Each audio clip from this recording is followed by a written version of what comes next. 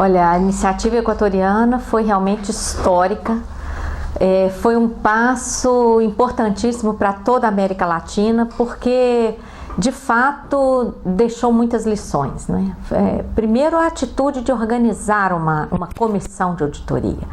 É um passo, isso sim é responsabilidade, né? Responsabilidade fiscal, responsabilidade social, querer saber que dívida é essa, que dívida eu herdei quando assumi a presidência, que dívida deve ser paga e que dívida não pode ser paga, né?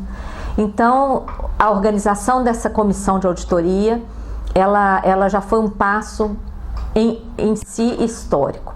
E o desenvolvimento dos trabalhos também, né? Mostrou uma vontade política muito grande do presidente, que deu poderes para esta comissão de solicitar documentos e dados a todos os órgãos do governo, do legislativo, do judiciário. Nós tínhamos o poder de solicitar informações, e uma auditoria se faz em cima de provas e documentos.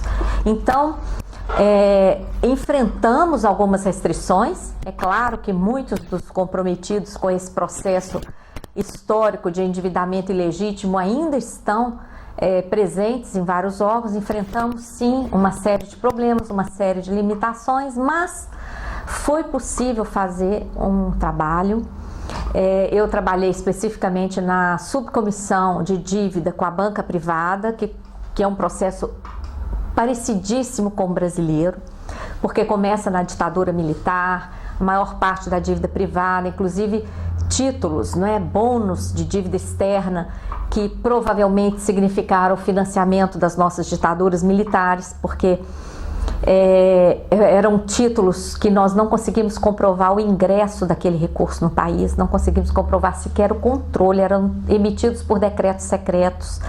Então tem grandes e fortes indícios de que esses títulos significaram a conta formal que nós tivemos que firmar para financiar toda aquela espionagem, todos aqueles procedimentos que ocorreram nos nossos países durante aqueles anos 70, em que estavam submetidos ainda à forte ditadura militar. Depois, no início da década de 80, aquela dívida privada e toda aquela questionável dívida em títulos, ela foi transformada em dívida do Banco Central, né? E foi transformada de forma ilegal, porque Banco Central, como agente financeiro, ele não poderia ser o devedor, mas foi.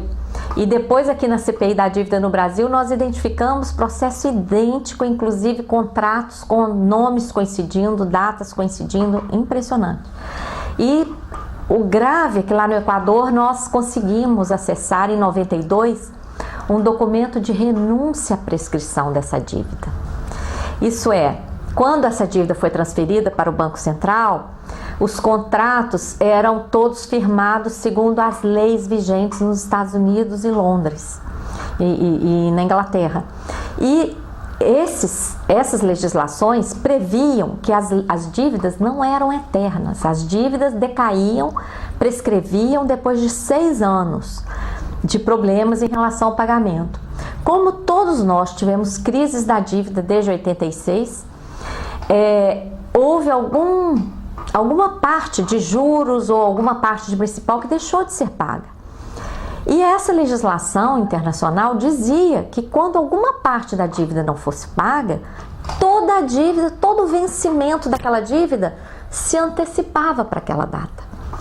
Então, ao mesmo tempo que isso aí era um grande ônus para nós, esse aí passou a ser o prazo de contagem inicial para a prescrição da dívida também, que também estava prevista naquela legislação.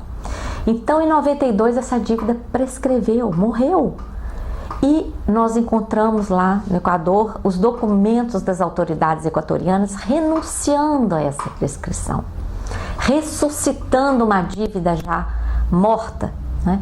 E em 94, 2 anos depois, essa dívida foi transformada nos bônus Brady e logo depois nos bônus globais, né? Aqui no Brasil, a história acompanhou os mesmos passos. Na CPI não conseguiu acesso a esse documento de renúncia à prescrição, embora vários outros documentos que acessamos mencionem um contrato de renúncia que nós não conseguimos acessar. Provavelmente aqui no Brasil aconteceu a mesma coisa e essa dívida ressuscitada foi transformada em braid, depois esses braids serviram para comprar as nossas empresas privatizadas e ainda foram transformados em dívida interna. Pois é, aqui no Brasil chegou a ser formada uma comissão no Congresso em 89 para realizar essa auditoria, mas não conseguiu fazer o trabalho. Tem um relatório muito importante do senador Severo Gomes, que levantou indícios de ilegalidades, inconstitucionalidades no processo de endividamento brasileiro, no pouco que ele conseguiu ter acesso, né, em termos de documentos. E Severo Gomes faleceu, né, naquele desastre junto com Ulisses Guimarães, e esse trabalho dele ficou interrompido. E lá no Equador, embora a Constituição ainda não prevesse a auditoria foi realizada e deu resultado, né? Quando o Rafael Correa apresentou o relatório e apresentou uma proposta para o mercado de reconhecer no máximo 30% do valor dos títulos ainda existentes, 95% dos detentores desses títulos concordaram em entregar os títulos. O Rafael Correa conseguiu anular 70% da sua dívida externa.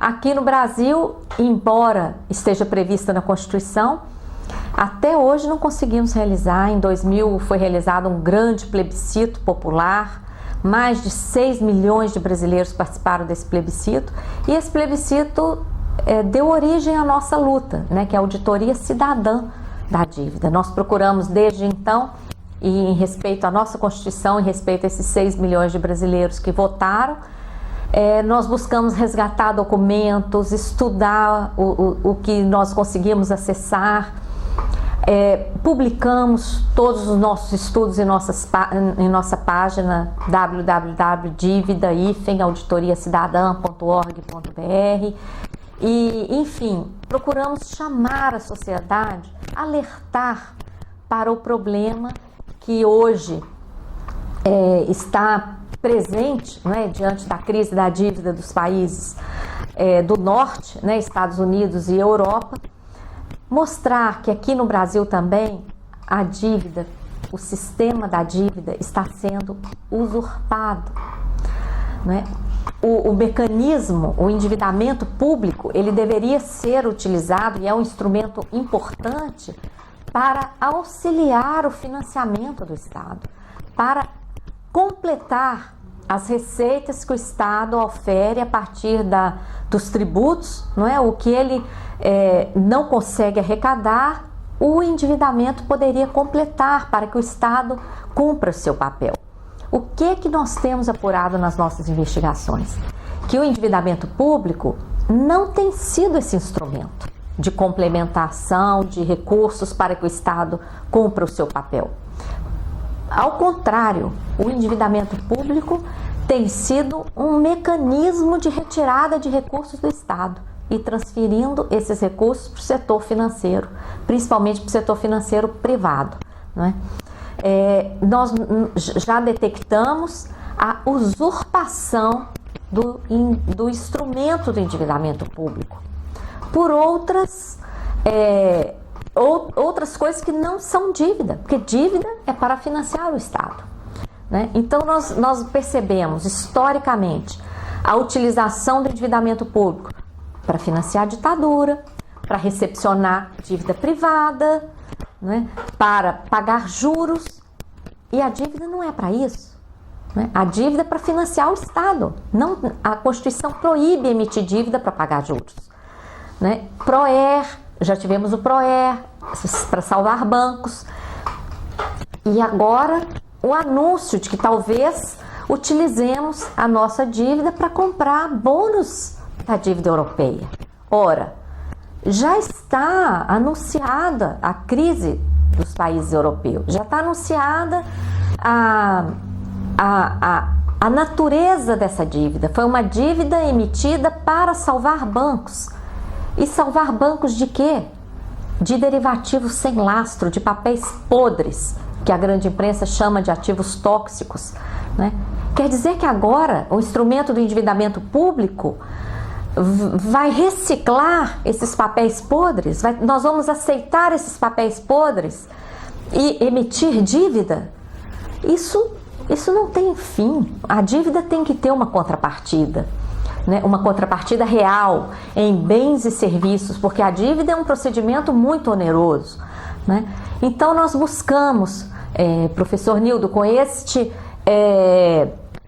esta luta da auditoria cidadã, levar à sociedade em geral essas preocupações, mostrar que como estamos pagando essa dívida, né? Estamos pagando essa dívida às custas de uma das cargas tributárias mais altas do mundo, mais regressivas em que a pessoa que ganha menos é a que paga proporcionalmente mais, né? E não temos o retorno em bens e serviços como merecemos, como deveríamos ter como contrapartida dessa alta carga, né? A saúde pública deixa muito a desejar, a educação pública deixa muito a desejar, não é? Os profissionais públicos estão com carga de trabalho elevadíssima e não estão conseguindo prestar um bom serviço porque são mal remunerados e ainda por cima não têm os meios para prestar o serviço que a sociedade merece, né? Temos problema de saúde pública, temos problema de segurança, de transportes, ou seja, o Estado está ausente, não é, dos diversos setores essenciais e está a serviço do pagamento de uma dívida nunca auditada, transferindo enormes somas para o setor financeiro privado.